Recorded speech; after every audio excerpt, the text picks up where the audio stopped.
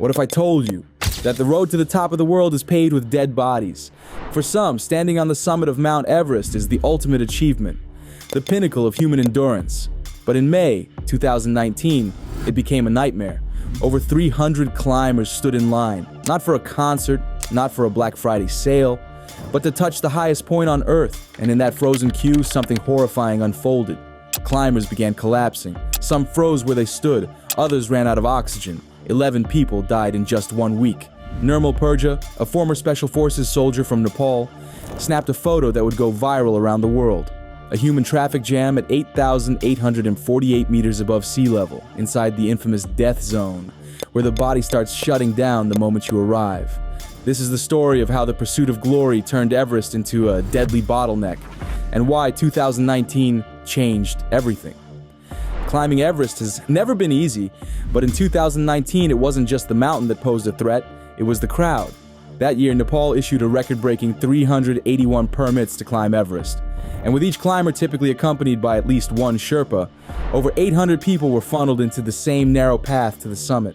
Normally, the weather gives climbers about 10 to 12 clear days in May to make their ascent. But in 2019, there were only 3. Just 3 safe days for hundreds of people to make their move, and they all went at once. Picture this. You're at 8,000 meters, barely able to breathe. Every step feels like a marathon, and suddenly you're standing still in a traffic jam. Ahead of you, a line of climbers. Behind you, more coming. You're stuck. You're using oxygen faster than planned, and there's no way out. This wasn't just unfortunate timing. It was a perfect storm of over-permitting inexperienced climbers, unpredictable weather, and commercial expeditions pushing for profit. And Everest was about to break. At the heart of the chaos stood Nirmal Purja, a former Gurkha and Special Forces operator with nerves of steel. He had already climbed Everest before, but this time, he was attempting something almost superhuman, summiting Everest and its neighbor Lhotse in the shortest time possible. But on May 22nd, 2019, as he approached the final stretch toward Everest summit, he came to a dead stop. Before him, a queue, more than 100 climbers, snaked along the razor-thin ridge just below the peak. Everyone was clipped into the same fixed line. There was no space to pass, no room to maneuver, just bodies, moving painfully slow in both directions. Purja wasn't shocked easily, but even he was stunned. He realized instantly, if something went wrong here, there would be no way to rescue anyone. Not on this ridge, not at this altitude. This was the most exposed part of the mountain. To the left, a 3,000-meter drop. To the right, the same. And above, a summit that had become more spectacle than achievement. So what did he do? He took a photo. That photo. A visual time bomb that would explode across the internet days later. But Purja didn't just take a picture and keep moving. He paused. He began managing the queue. For 2 hours, he directed climbers, calmed rising tensions, and prioritized those who were freezing. At nearly 9,000 meters, where most people can barely think straight, he became Everest's traffic cop. It was a moment that revealed just how fragile the situation had become, and how close the line between life and death really was. Further back in that same queue was Thomas Becker, a Harvard law lecturer and lifelong climber. It was his first attempt at Everest, and he found himself stuck behind a woman who clearly wasn't ready for the mountain. She didn't know how to use her ice axe. She slipped constantly. She was terrified. So Becker did what few others would. He stayed with her for hours, guiding her foot by foot, keeping her steady, helping her survive. But behind them, the tone was changing. Climbers began shouting, screaming profanities. Move! Get the f*** off the mountain! One wrong step could kill someone, but that didn't stop the desperation from boiling over. Earlier that day, Becker discovered that someone had stolen 8 of his team's oxygen tanks at Everest Base Camp. This wasn't just immoral, it was potentially lethal. He was forced to climb with only 2 tanks instead of 6. There's an unspoken rule in the mountains. You don't steal oxygen. Because up there, it's not just gear, it's life. And now, that line was blurring. As he climbed higher, that childhood dream of Everest started to unravel. He passed body after body, some frozen in place, others being dragged down. Just 10 minutes from the Hillary step, he saw a man clipped to the rope, dangling lifelessly. 5, maybe 6 corpses, all in a single day. The summit, when he finally reached it, felt hollow. A place once seen as sacred now, crowded with people taking selfies, stepping over the dead. The dream was still there, but it was surrounded by ghosts. The deaths on Everest in 2019 weren't just because of bad luck. They were the result of a system that had spiraled out of control. It starts with the permits. Nepal's government issued a record 381 climbing permits that season, each one worth $11,000. Add in the support staff, and you've got over 800 people vying for the summit, funneled through a single, narrow route. That's like trying to evacuate a stadium through one emergency exit. But it wasn't just the number of climbers, it was who was climbing. Inexperienced adventurers, some who had never climbed a mountain before, were being guided by underqualified operators. Some climbers didn't know how to clip into a rope. Some couldn't tell you the symptoms of altitude sickness. And yet, they were on Everest. Why? Because many companies, especially budget ones, stopped asking questions. And if you had the cash, you got the spot. For as little as $30,000, you could buy your way to the world's highest graveyard. And when things went wrong, when oxygen ran out, when the cold set in, when people collapsed, these operators didn't have the staff, the training, or the equipment to handle it. Here's the brutal truth.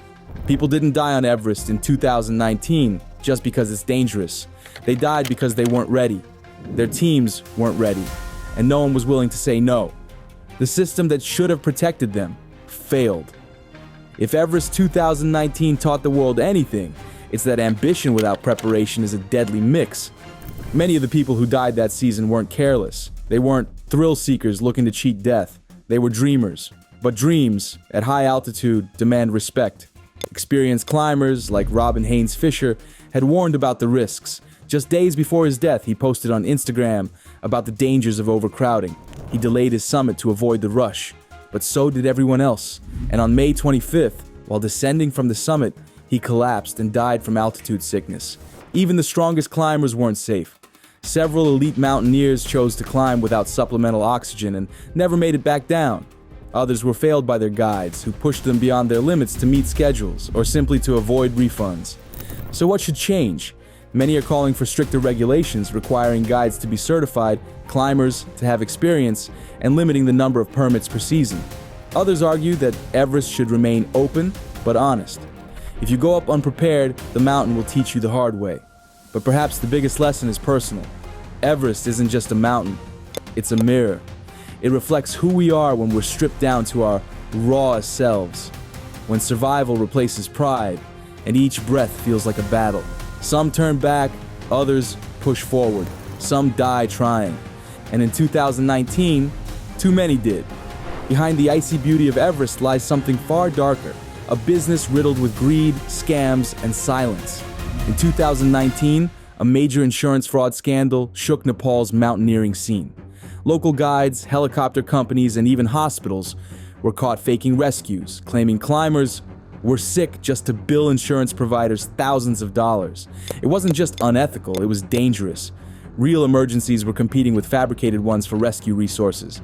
But the corruption didn't stop there. That same year, Seven Summit Treks, one of the largest guiding companies in the Himalayas, was fined $44,000 for forging permits. It wasn't their first offense, and likely not the last. Meanwhile, oxygen tanks were vanishing from base camps. Dozens were reported stolen. Climbers suddenly found themselves without life-saving supplies in the middle of the death zone because someone else had taken their oxygen to survive, or to profit. And where was the oversight? The Nepalese government, flush with permit fees, promised reforms, promised cleanup operations, but little changed. Trash still littered the slopes. Human waste still froze into the mountain. Dead bodies, hundreds of them, still lay where they fell, used as grim landmarks by passing climbers. Everest had become a gold mine, and like any gold rush, it attracted those willing to cut corners, bend rules, or bury responsibility beneath the snow. The mountain doesn't lie, but the business built on top of it, that's another story. Everest is more than a mountain. It's a symbol, a test, a fantasy, but above all, it's a mirror. And in 2019, it reflected something deeply uncomfortable about human nature. When stripped of oxygen and comfort, the real you comes out. Your instincts, your fears, your priorities. Some stop to help a stranger. Others step over a dying climber to reach the summit. Some turn back. Others lie about making it to the top. In the death zone, morality is optional. Survival is king. For many, Everest was never about nature or adventure. It was about ego, about taking the ultimate selfie, about ticking off a bucket list box even if it meant standing in line next to corpses. Summits used to be sacred. In 2019, they became crowded photo ops, filled with people who didn't belong there, and guides too afraid to say no. The mountain didn't change, we did. And yet, it's not all bleak. There were moments of honor, of sacrifice. Climbers who gave up their own oxygen to save others. Sherpas who carried the dead down, refusing to let them vanish into the snow. Quiet acts of humanity that reminded the world. Even here, even in this frozen crucible, there is still grace. But Everest is watching, always. And in 2019, it asked the world a simple question. How far are you willing to go for glory? The 2019 Everest season didn't just break records, it broke something deeper. The illusion that Everest was still a place of quiet conquest, that reaching the summit was always noble, that ambition alone was enough. 11 people lost their lives that spring. Some were experienced, some weren't. Some died, chasing a dream. Others died helping someone else achieve theirs. And the question still hangs in the air. Will anything change? In the years since, officials have promised reform. Better vetting, tighter regulations, fewer permits. But Everest still calls to hundreds every year. The lure is too strong, the peak too iconic, the bragging rights too tempting. So what can we do? We can start by telling the truth about the risks, about the overcrowding, about the cost, not in dollars, but in lives. If you're dreaming of Everest, ask yourself, is it the summit you want or the story? And if it's the story, maybe it's time we started writing different ones. Ones built not on selfies and death zones, but on skill, respect, and purpose. Because Everest will always be there. But who we choose to become in its shadow, that's still up to us. If you want to support me and get some cool hiking gear that I have used myself, check out the Amazon links in the description, top comment, or follow the QR code. Thanks again.